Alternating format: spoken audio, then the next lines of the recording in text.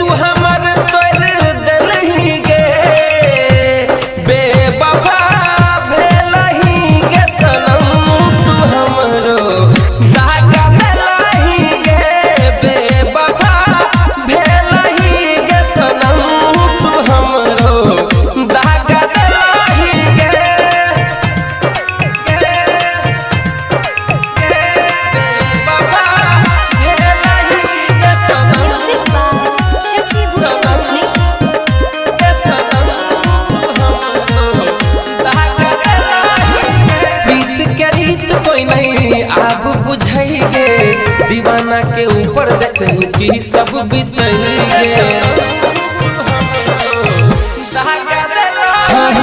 रीत के रीत कोई नहीं आप बुझेंगे